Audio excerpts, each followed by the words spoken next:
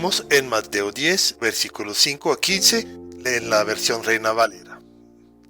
A estos 12 envió Jesús y les dio instrucciones diciendo: por camino de gentiles no vayáis, y en ciudad de samaritanos no entréis, sino id antes a las ovejas perdidas de la casa de Israel. Y yendo predicad diciendo: el reino de los cielos se ha acercado. Sanad enfermos, limpiad leprosos, resucitad muertos, echad fuera demonios. De gracias recibisteis, dad de gracia. No os proveáis de oro, ni plata, ni cobre en vuestros cintos, ni de alforja para el camino, ni de 2 túnicas, ni de calzado, ni de bordón, porque el obrero es digno de su alimento. Mas en cada ciudad o aldea donde entréis, informaos quién en ella sea digno, y posad ahí hasta que salgáis. Y al entrar en la casa, saludadla. Y si la casa fuere digna, vuestra paz vendrá sobre ella, mas si no fuere digna, vuestra paz se volverá a vosotros.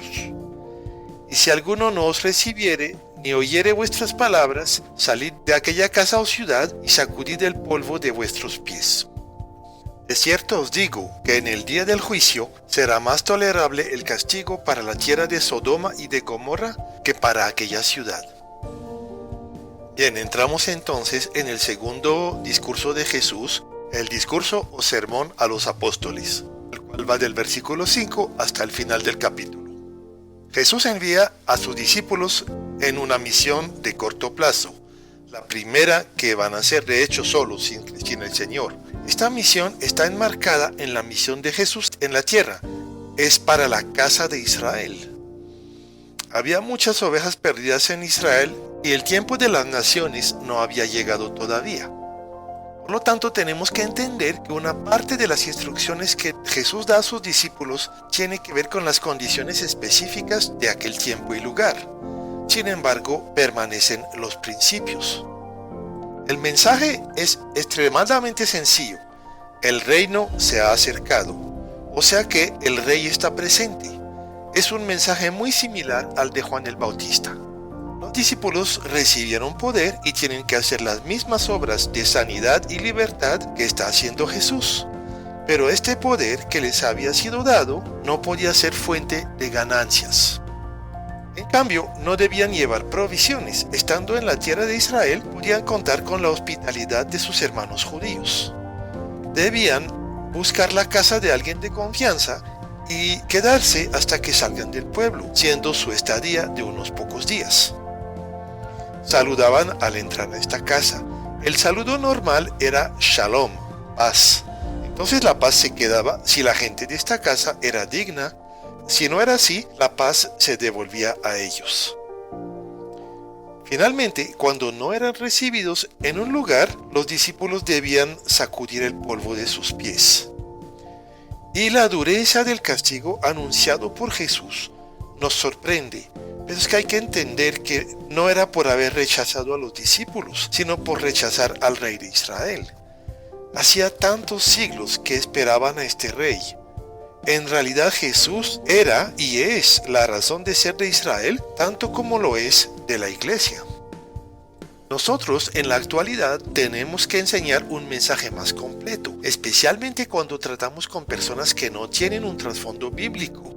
Le tenemos que enseñar muchas cosas del Antiguo Testamento que para un judío eran ya adquiridas. Tampoco podemos siempre confiar en ser hospedados por las personas a las que compartimos del Señor.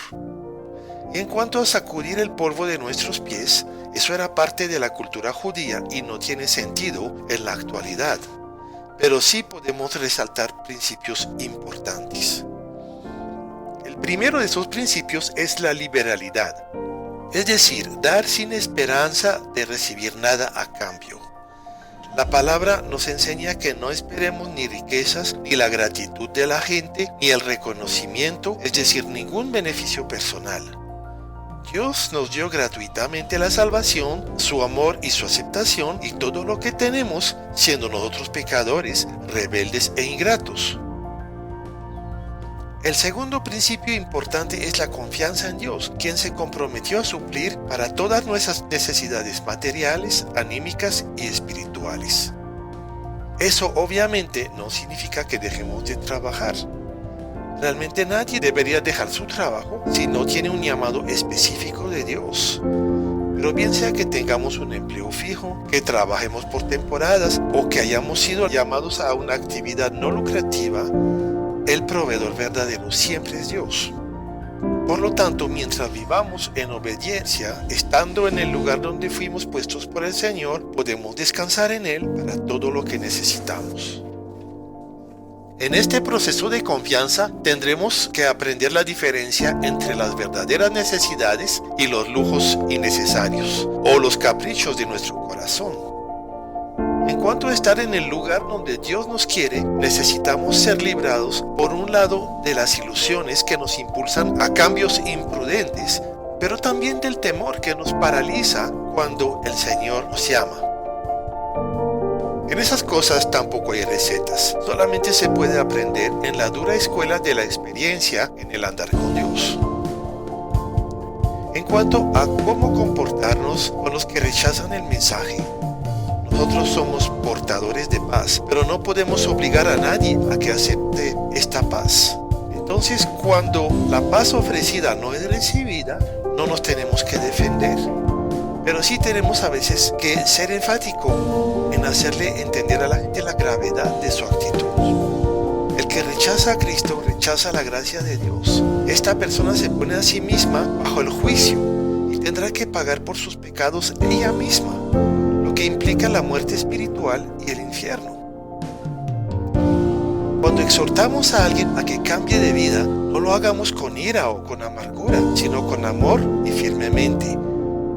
Para el Padre, el castigo de un rebelde nunca le produce placer, sino dolor. También nos dice el Señor que no insistamos en forma exagerada. La gente tiene libertad de tomar sus propias decisiones.